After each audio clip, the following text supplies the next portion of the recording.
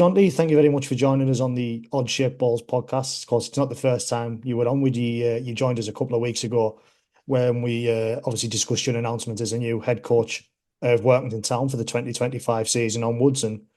But obviously this afternoon we're going to be delving back into what was the 2024 season at Whitehaven. We're going to do sort of a season review. Obviously, it was a heck of a season, probably for all the wrong reasons towards the end, but. Going into the campaign, going into pre-season and then opening a couple of games, how comfortable were you with your squad? I know you'd discussed in terms of you probably wanted a few more numbers, but what was the target for Jonty Gorley's Whitehaven in the 2024 season? Getting to that sixth spot, Jordan. That was what the our plans were behind closed doors, mate. And I thought with the quality, excuse me, the quality that I had in the squad, I could have got there. It was just the numbers in the squad that was it 22. I can't remember what it was. 22. It was nowhere near like the 26, 27 I wanted. But I know to get them size squads, you've got to keep everybody happy as well, mind. So I was wary of that. But yeah, for the third year running, the budget didn't get to what I wanted it to get to, and I had some class players on, mate. I was happy going in them first if everybody kept fit. I think they had me top 17 on the field, or lads challenging them at 21, 22, whatever it was, challenging for the players. I honestly thought if everybody stayed on the field, mate, we could do something this year. That was that was my goal. That was that behind closed doors to get to that sixth place.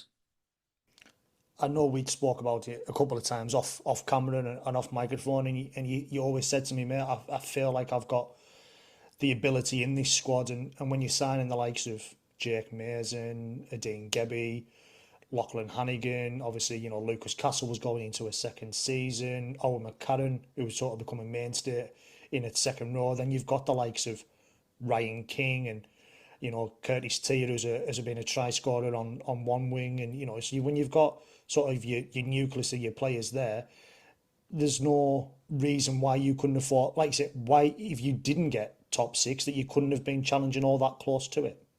Yeah, but that was the thing. We had obviously a season review from the year before. We looked at like we had to be in that position 20 to score, and with the lads who were playing the pace that we didn't have, and we didn't have that team that could steamroll people.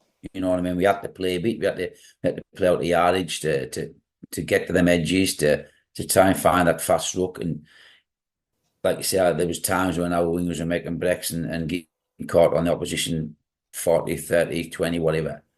But then, so that was the first thing. We get some pace into him, and I mean in real pace. Look what, as soon as he got his nose to mate, he's finishing from wherever. So to get Mays over the line, we obviously helped from Key and that, and that was brilliant. Gebby again, he showed what he can do, even though when he did come, he wasn't in the best of shape, and that's why he wasn't played early on. But Eddie's showed through the season the pace he's got. He's finished a few full lengths himself. I remember he got one at Widnes, you know what I mean? He's got one or two 70, 80, 90 metre tries as Eddie. So that's the type of thing we were looking at. And yeah, it was there. It was all, and pre-season's pre-season. I say it all the time, Jordan. Yes, I want to win the Ike. Yes, I want to win every friendly, but to me, they were all building up that first league game. Was just Swinton at home, and that's what I was concentrating on. That's what Simon, their centre conditioner, had planned our start of the season, not end of January. You know what I mean? So middle of Jan when the friendlies were the Widnes friendly for the set off right away. Yeah, we drew. It was a good performance, but we're still building for that start of the start of the proper season. So yeah, and it proved that we were ready for the start, getting the two home games, getting two wins out of the first two home games. It was a great start for us. When we spoke for Whitehaven social media, you always had a big, pre-season and into the friendlies. You always on the March 17th, 17th of March. That's my start date. As you said, you want to win the Ike, you want to win, them derbies in the 1895 Cup. but it was always rocking round to that 17th of March date. And like you said, them opening 2 games of this season, you were rewarded for it. Obviously, a late victory going against Swinton, and Jay Carter brought up the goods for yourself in that Good Friday derby against Barrow. So it seemed initially like that had paid off. Yeah, it isn't. I don't know. I'm naive to think that we were tip top condition then. It was just focusing on pre-season, 12, 10 week, whatever, to finish your pre-season on that 17th of March.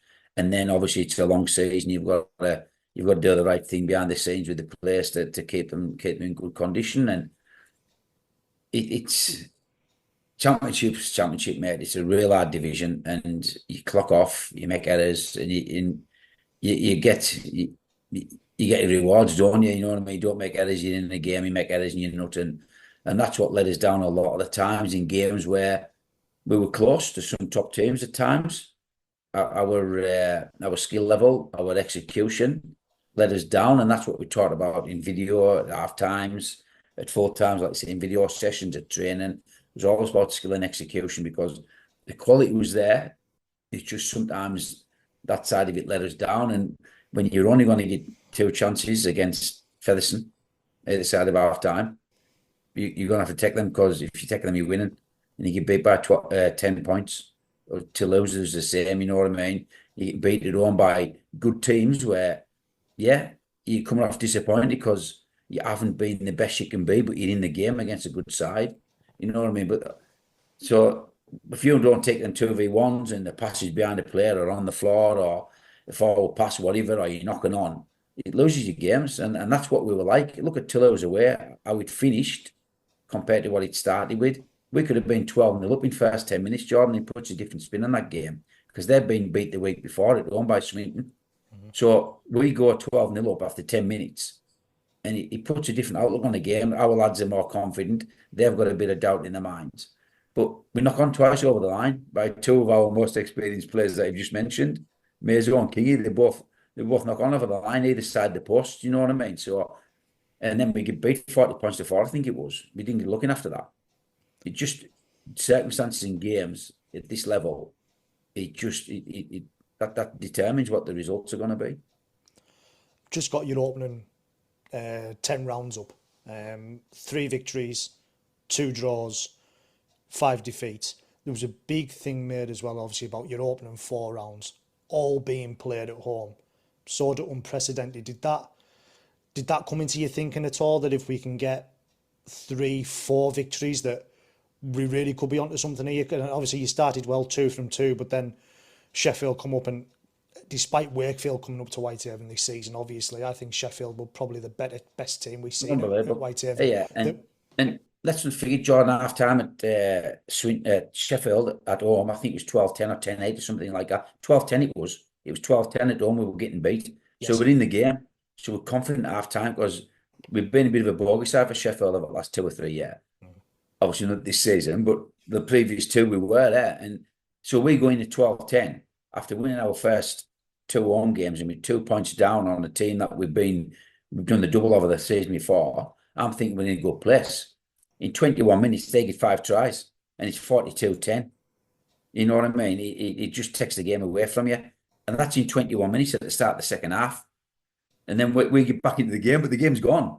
For the sake of that 21 minutes, we don't see the ball, 5 tries, game's done. And we finish off in that game, in the last 20 minutes, we're the better side. We had more ball, and we scored, they didn't, but we only got the 1 try. And that's what I mean about teams, about the execution and skill level. They're clinical. They probably only got them 5 chances, Jordan. But they executed all 5 and converted them. You know what I mean? So they get 30 points out of 5 chances.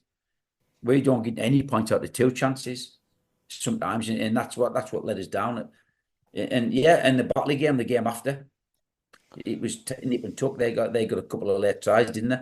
It's close at half time again, and I can guarantee both video sessions after that, them tries that Sheffield got and them tries that Batley got were on the back of us making mistakes with the ball.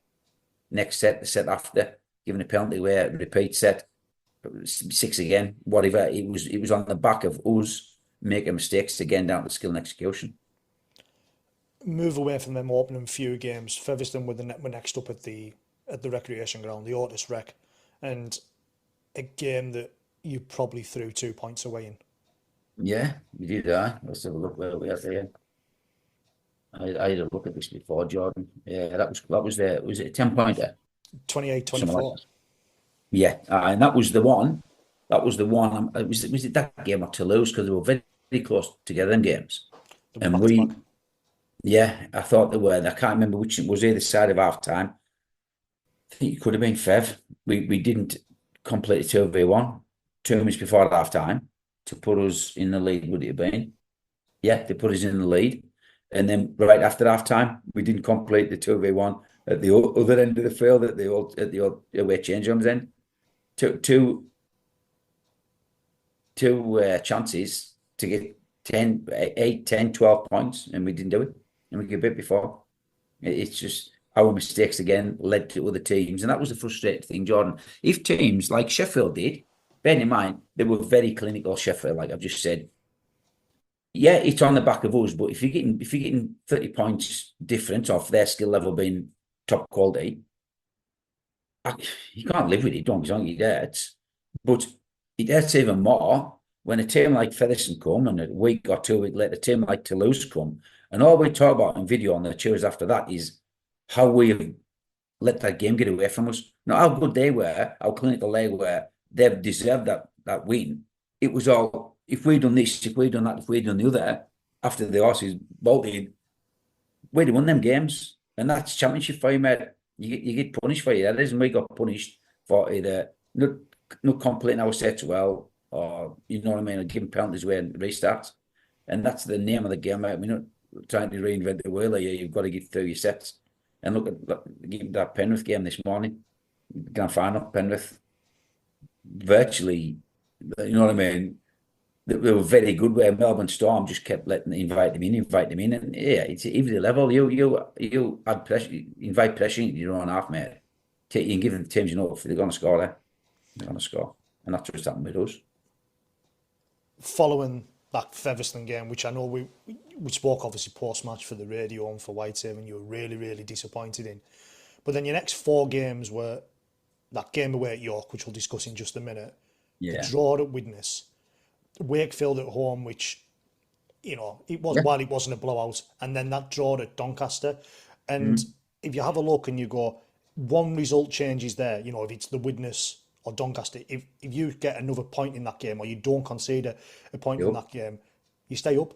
And that game at York, first of all, was it 55 minutes in? You were 36-0 up at York. See, right, I've got to watch what I'm saying sometimes. Like, York at home got beat 40-0, right? Yes, they busted. Every team's busted end of the years. There wasn't a lot of difference in both teams in them team sheets than what we done away at York.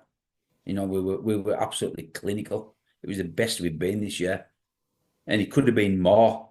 It could have been more, mate. Let's be honest. It could have been. By the time it was 36, me and Kirk were sitting in the stands thinking this could have been 42, 46, 48 points here before they scored. I think they didn't score about 60 minutes. It was something like that. Again, off our header. You know what I mean? So, and they made the score look a bit respectable. I can't remember what it finished now, but it wasn't after 50 minutes. I'm wanting 50-0 here at least, but it ended up, what was it? 58, 36-16. Yeah, something like that. So, you know what I mean? Don't get us wrong, you take a 20-point victory away what half, mate, I'll be ruthless here. I want to show people we are worthy of that 6th spot. We're not here just to make the numbers up. And that performance that day proved to me that my squad was correct, that my squad was right. The people I had in fetched in, right, we can do a job here. And like you say, the games after that, winning this game away, they just kept coming and coming that second half. Didn't you see that? It was like you could feel that energy coming, and again, errors from us let them into our half, but we were very good that day. We were really good again. Mason again going full length. Gebby again going full length. You know what I mean? And taking our opportunities at times, but it was just again inviting too much pressure. Mate, in the Donny game. Yeah, that was disappointing. That was real disappointing. how we were at Donny. But again, they've just got promoted. But you look how they were this year. They've surprised a few teams. They've got a good roster there. You see, it's maybe getting on a bit. There's maybe a few ex Super League and NRL who's got a bit of age about them there. But it's Arnie's got them playing really well, and they've got that experience. And they've been seeing games out. They've had some real good results, haven't they, late on?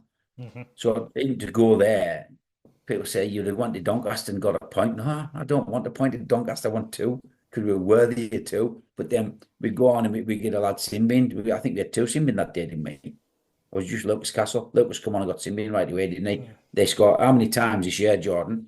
How many tries have we conceded when we've had lads in the bin? I bet it's more than one hand. The tries we've conceded, and it's lost us games, eh? Lucas doesn't get sin-binned then with a lazy eye shot, but he doesn't move his feet close, doesn't get sin-binned. They don't score while he's off. Did he get one or two that day while he was off? Can't Uh, mind. Sin-binned, I've got it here, one. And we actually scored when we had the sin-bin, but they got one. They got two tries while Lucas was in the sin-bin, mate. So they was there for the taking, money. It was there for the taking. They got a drop goal late on, didn't they? We got a drop goal. Was it Carter got a drop goal from a fair distance out, yeah, and then our halfback, can't remember his name, Robinson, was it? yeah. He nailed one as well. So Yeah, it was the other way around. Robinson nailed it first, and then it was Jake that nailed was it. that what When it it was was? on to John. Yeah. Yeah, it was the other way around. Final couple of games of the first half of the season, Bradford at home. They just stormed away in the second half. But it was that, again, you mentioned the sort of tries that you weren't scoring the year before to what you were scoring in this year.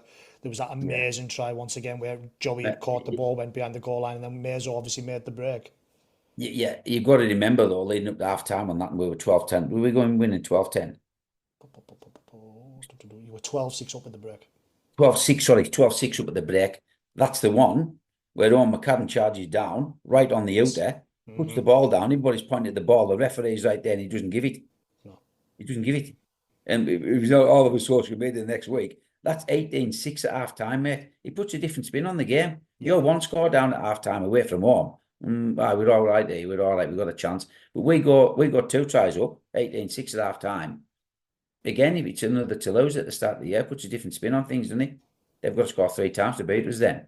So we cock it up because we're going 18-6 against a good side. And that's it, yeah. The Jordan, sorry, mate. final, no, the final, Sorry. yeah. I've locked the wife out, eh? Can I just let Right, it no, in? Sorry, yeah, pal. go on. Mate. So that final game of the first half of the season was Halifax away, and it was played at Bellevue, it was played at Wakefield. Yeah. Now that game was, we've already discussed a few of them, but that game was a complete game of two halves. Opening 25 minutes, you were 14-0 up. Halifax sort of grew into the game in at the or the end of the first half, and they got a late try through Joe Keys, and then the Yeah. second half they scored 32 unanswered points until Yeah. Rio Courtville scored in the final seconds of the game. What happened? That's the game.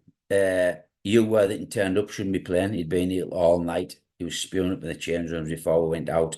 And you know what you'd been like for us being really good. So basically we're starting the game with 15 because that's the day Owen McCadden skittled Jammer in the warm-up and done his MCL. So Jammer's on the bench, not being able to play. You Worthington's on the bench, not being able to play. So again, the squad good enough to compete until we get tired with 15 men. And Halifax blew us away in that second half. Bearing in mind, it was on the back of our mistakes. A lot of them tries they got, it was from us forcing stuff or us inviting them in. But that was the sort of first game where we played with men with no numbers, you know what I mean? And then we didn't have an 18th man that day, so I couldn't leave you Worthington out. And then even if we'd had 19, I could have left you and Jammer out because Jammer done it in the warm up. So it's a case of we go with 15 men in a game where we're in charge at half time. Not in charge in the game at half time, I should say. And that's it. That's it gone in the second half, innit? Going to move on to the second half of the season now, an eventful second half of the season. Yet again, when we had spoken in the pre-season, we had spoken a number of times how you wanted your side to be a side that could compete. You always compared yourself to a Swinton, that they were probably doing similar things in terms of budget to what you had, and such things Yeah, like that. But they were never one of the sides to say, go and have 50, 60, 70 points put on them. And earlier on in the campaign, you hadn't had that. There was only obviously the one sort of blowout score, which was the Toulouse game, yeah, and you've already spoken about that. yeah, But then there was a couple of games here. The first one of the second half of the season was going to Featherstone and having 66 yeah, conceded. Now, you've done that. I mean, you'd been to Featherstone a couple of times in the previous seasons and then put a yeah. lot of numbers up. But this wasn't the same Featherstone side that we had seen in previous No, it seasons. But wasn't. they No, were it still wasn't. able to. So why? What is it? Numbers? Is it something? Yeah, Was it something there yeah. mentally, or was it just No, purely numbers? it's numbers, mate. That's the game where on the Wednesday night they had 15 players, and if it wasn't for the VPs that night, because you got to register loans by the Thursday, uh, I asked for loan players, and yeah, I got them eventually for the VPs, putting them hand in the pocket. So I was going to Featherstone with 15. Obviously, I saw there was two lads there who played who hadn't trained. And that is an excuse. It is an excuse. We weren't great that day, but that's when it's starting to creep in. I've already said it at Halifax. We didn't have 18th and 19th man. So our lads injured and ill. We can't fetch people in. And again, this game, we've got 15 at train on the Tuesday who can play on the Sunday. So we're having to fetch loans in. Yeah, not a great situation to be in, but it's not a 66-0 excuse, you know what I mean? That we were awful. Again, we get a man sin binned, 2 tries. We blew a try early on there, and that's when Gebby got sin binned. We blew a try, he knocked on over the line, he threw the ball away, got sin binned. And by the time he comes back on, they are 12-0 up, is it? 12-0, I think it was. And then in the second half, yeah, it was 36-0 at half time, wasn't it? Was it? 30 nil, 36 30, 30 at half 30-0 time. at half time. So yeah, not great. They're scoring off the back of us head, and it just wasn't a great day, mate. But we had 20 minutes with 12 men because Eddie got sin bin again in the second half. And they score one, two or three tries, is it? While he's in the bin in the second half. So there's a game, but I'm not saying we would have won it. I'm not saying we were good that day, but for 20 minutes with 12 men, they get 5 tries, eh? And that's what good teams do to you. So not a great day at the office, was it? Week after that was the Toulouse game at home, where everything seemed to be happening in West Cumbria that weekend, and probably one of the record low crowds Yeah. at the recreation ground. Was it just over around just 330, 340? Everything seemed to be happening in West Cumbria that weekend, and obviously Toulouse are never going to bring anyone.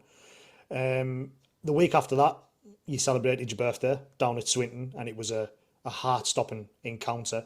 I've actually just been Yeah. clipping some highlights up this morning for Whitehaven social media and for a compilation that's going out. And you come back into that game. Was it 14? So I'm just going to double check. I've just Yeah. got it. It Yeah, was you were 14-0 down after 23 minutes, and Lockie scored in sort of 5 or 6 minutes before half time to yeah, get did back to get back to 14-6. But like I say, to show the character, bear in mind they'd been gone to Featherstone the previous week. We'd only 66. There's a couple of lads in there, still loanees. Neil Chimambe got over for yeah. his try, which was about the only try we didn't see on video for whatever reason. There was an issue Happy. with They didn't Swinton's start. footage, and we couldn't see it. But there was that, there was still that belief and desire, despite probably what was a difficult situation then. Obviously, what publicly come out known later on, but there was still desire and belief amongst the team that they could still come back and get a result, and they did with 2 tries, sort of in 3 or 4 minutes in the final 10, 15 minutes to get the 2 points on that afternoon at Haywood Road. Yeah, they did. And yeah, you go back a bit before against Toulouse, just been looking there, like that's another game that we're 18-6 at half time, up 18-6 up at half time against a good side, playing well. They scored right on the death at half time because we didn't complete a good ball set and they went down the field and scored. They got a breakaway try, so it should have been 18-0 because of our execution again. At the second half, on, give a penalty where they score. So going from what could have been 18-0 till 2 minutes later, either side of half time, it's 18-12. Their tails are up, but even still, we didn't take our chances that day. We had chances to score and didn't. I think it was two. There was one in the first half, one in the second. They were clear good chances, and that was what the video was about. I've got the review there, the video review for the. And it was all about, wasn't it? I mean, and again, we've let teams like that off the hook, so that gives you that's a good reaction after the Featherstone game. 66. If you don't have a reaction of your team after 66-0, mate, there's something wrong. And that's new. That's when I knew that these lads had a bit about them. Again, I knew it all along, but they reinforced it that day against Toulouse. We could have easily crumbled that day, and we didn't. We took it to them, and we were probably the better side. Just our skill execution didn't it let us down, didn't it? Let's be fair. And the Sweden game, mate, yeah, they were all over us like a rash early doors, weren't they? And Lockie Hannigan, right, you say, 5 minutes from half time, got a real good individual try, didn't he? Because we weren't good that first half at all. After the Toulouse game, I think we'll go down here. Sweden's always a hard place to go. They beat us last year, the next to last game, didn't they? I mean, a tough game. But yeah, the lads showed a lot of character, and we come away there with a. It's one of them. It was a tough game, wasn't it? Tough game, mate. Certainly was. And then coming into sort of run of three fixtures now, where you maybe look back and think, and especially obviously that final game was that Bradford away game where the proverbial hit the fan that sort of week. But 78 away at Sheffield, and then witness at home the week after, where your side weren't the best, especially considering the result or the performance you'd put up at Widnes only a few months earlier. When did it start to become known, or when did it start to become an issue of what become an issue? Is it in amongst them? Is it you look back now and it's just hindsight, or was the issues? Yeah, the issues issues are there, mate. But I said at the time, like, you don't. I'm not a player. I don't know what's in their heads. But me personally, yes, dealing with all sorts going through the week. But when I go to Sheffield, I don't expect to be getting towelled up by 70 points because you've got a job to do. And yes, they're a good side, but twice this season they've sort of got their own back. Whether they've made more of an effort because we have been a bit of thorn in their side, especially away from home at their spot. Whether they've thought, right, we'll show these lot, and they certainly did. That day it was red hot, and we couldn't keep. Well, we didn't complete. I don't think we completed our first 7 or 8 sets, Jordan. Sheffield away, just like we were at like 20%, 25%, well into the first half, and that heat that day, them being a good side and completing, it just snowballs, doesn't it?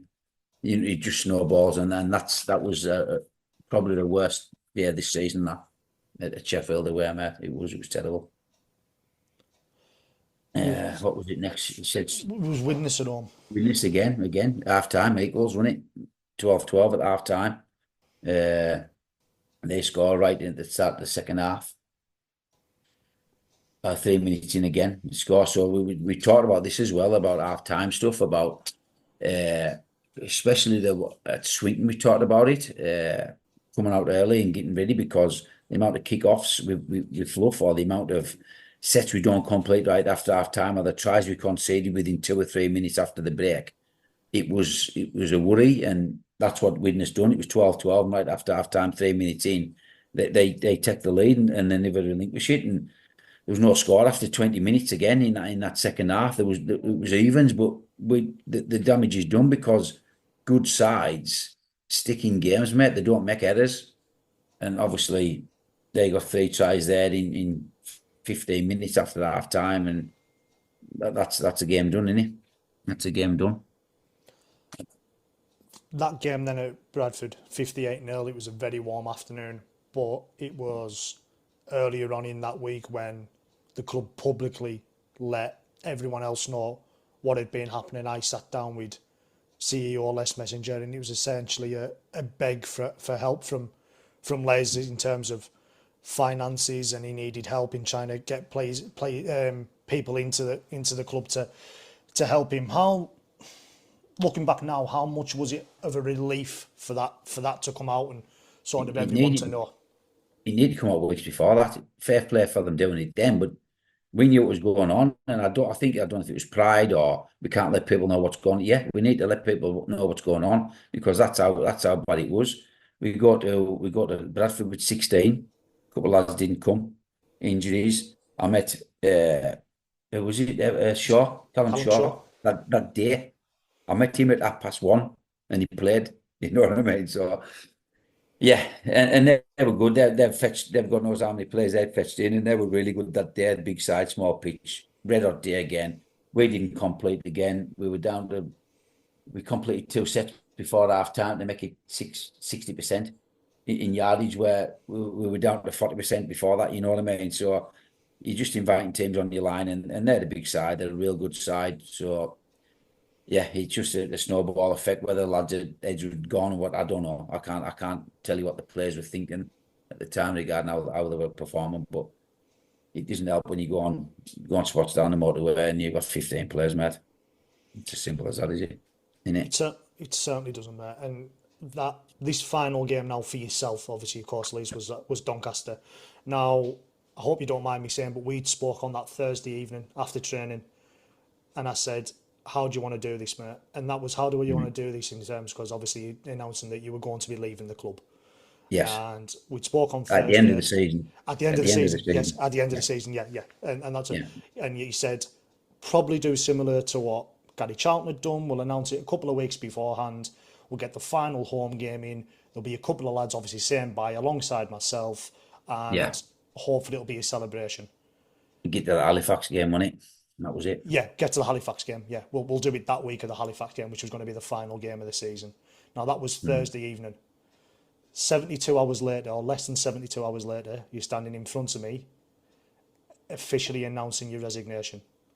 Yeah. Now, I think I know what had changed, and I've always said to you, discuss as much as little as you want, but what, why, where obviously what happened? Two directors came back to the club and I couldn't work with them. It's as simple as that, mate. I knew on Thursday night after I'd spoken to you that they were coming back. I didn't know when. But I knew as soon as they stepped back through the door, mate, I had to go. I didn't know if they would come back that weekend, end of the season, start of the next season, 3 weeks' time. I didn't know, but I was hoping I was going to get the Halifax game out the way, mate. But no, as soon as they come back, I can't work with them. I'm not a hypocrite.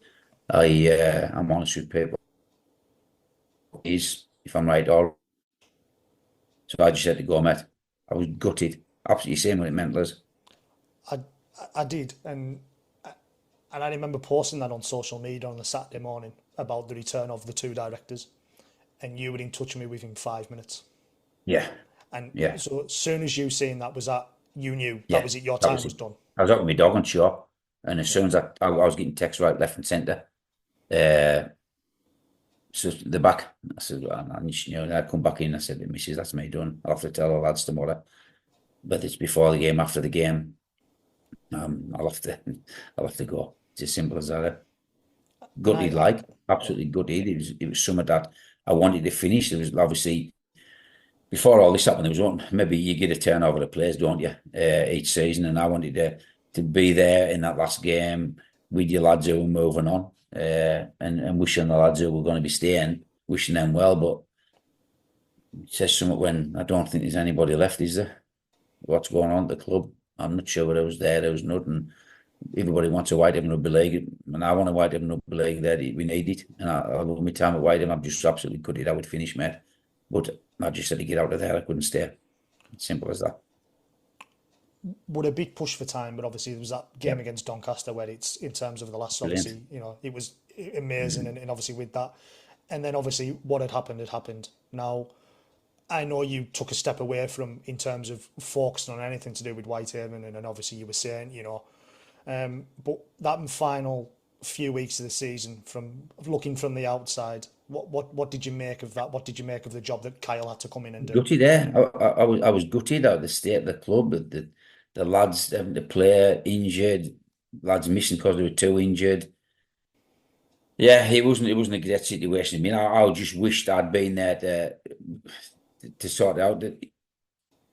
These they got a couple of wins. I understand that they got a couple of wins, and that's the testament to the lads there. The Doncaster game, that purely, I think I wasn't going to tell the lads before the game, but my staff told us to. I couldn't. I was that emotional. So the James Newton and Kirk, Stephen Kirk, but I let the lads know what was happening after the game, and I really do think that game was for me, from the lads. But it wasn't a good situation. I mean, for the club that last 6 weeks, mate. I know that they fetched Kyle in before I'd gone. I didn't know that till the Monday. That Kyle had been put in position on a Thursday night, which, great. That is it. Let's be honest with you. Let's talk face to face and say, like, you're gone. No plan behind my back. You know what I mean? So that was one of the reasons I had to go, mate. Uh, but yeah, it was nice to see. I still kept in touch with the lads, some of them, most of them, whatever. But seeing them going away with teams, and they still put effort in, but it was gone money. They were done. Jonty, we're going to wrap up there because we're short of time, but because obviously that was sort of your end there as well. But thank you Yeah. very much for your time. Obviously, we're going to keep in touch. Obviously, with our work now, your time at Workington, and obviously, we'll discuss over the next few weeks. But thank you very much for joining us on this Sunday afternoon. Enjoy your holiday, and we'll catch up Yeah, again well soon. done, mate. Thanks, Jordan. Cheers, mate. Cheers, man.